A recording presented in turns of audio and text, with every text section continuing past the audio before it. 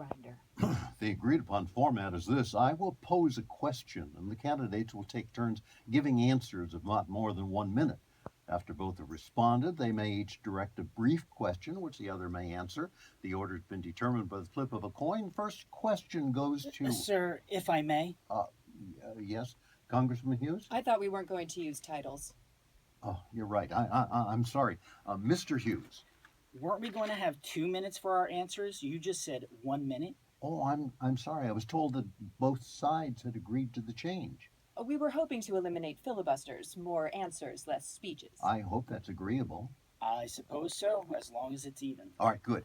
Thank you both. And the first question by the flip of the coin goes to Ms. Greenaway. Oh, just Robin will do. I'm not very formal. Robin, should you be elected if that's the question, the answer's obviously yes. If you're elected, what's the first thing you would do after being sworn in as a member of the House of Representatives?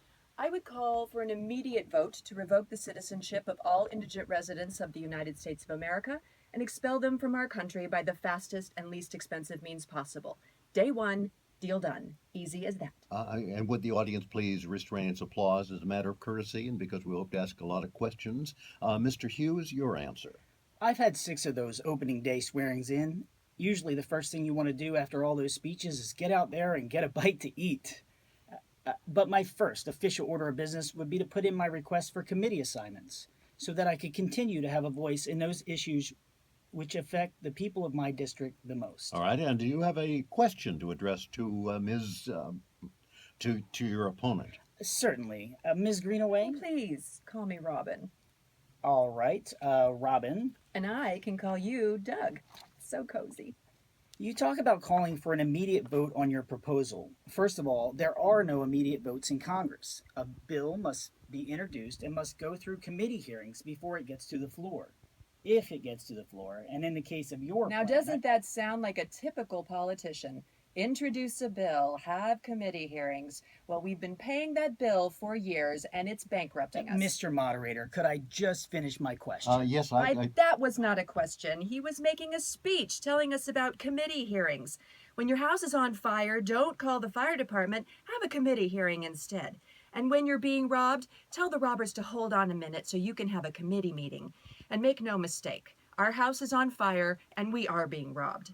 But don't worry, because our pal Doug here is going to figure out what's been going on while he and his Washington buddies play their cute little games and collect their big salaries and lavish benefits. Ms. Greenaway, Robin... Okay, I answered his question. Don't I get a chance to ask him a question now?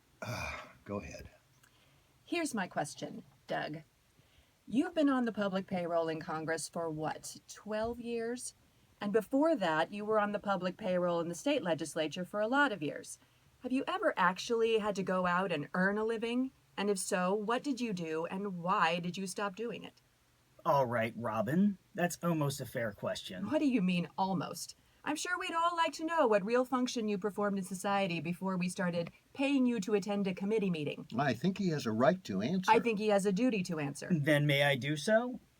I graduated from college as a civil engineer and spent 3 years with a construction company before a number of people convinced me to run for the legislature. I served 4 years there, and then I was elected to Congress 12 years ago. I hold public office because I believe it's important to serve the people of my district.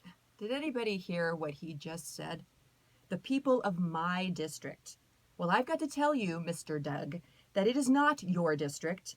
It belongs to the people of this district, and so do you, because they hire you to do a job for them, to look out for them, and right now, they're trying to figure out what they've been getting for their money.